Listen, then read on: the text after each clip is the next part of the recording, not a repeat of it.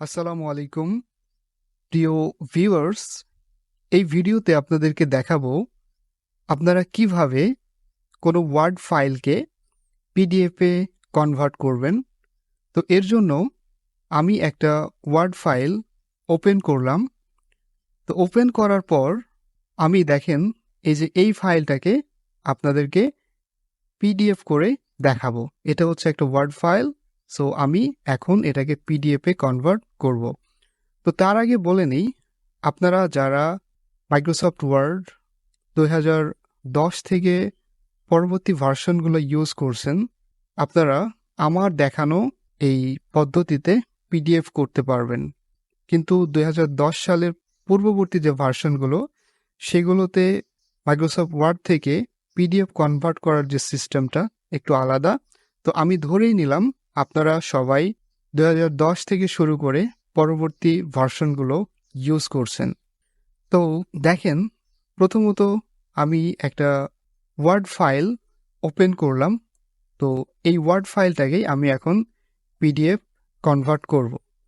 তো পিডিএফে কনভার্ট করতে হলে প্রথমত দেখেন এই যে এখানে ফাইল নামের যে অপশন আছে, সেই অপশনে ক্লিক করতে হবে।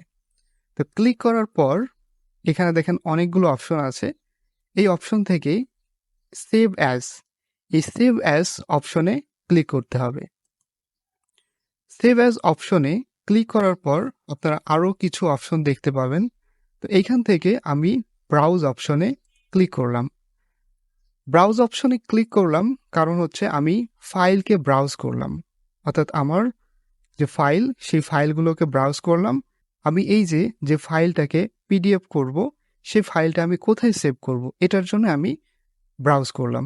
তো দেখেন ব্রাউজ অপশনে ক্লিক করার পর এরকম আপনারা এতগুলো অপশন দেখতে পাবেন। এখানে আপনি কোন ফাইলে সেভ করবেন সেটাকে সিলেক্ট করেন। তো দেখেন আমি এই ফাইলটাকে, অর্থাৎ যেটাকে আমি ওয়ার্ড থেকে পিডিএফে কনভার্ট করব, এটাকে আমি ডেস্কটপে সেভ করব। তাই আমি ডেস্কটপ লেখা দেখছেন এখানে ক্লিক করলাম।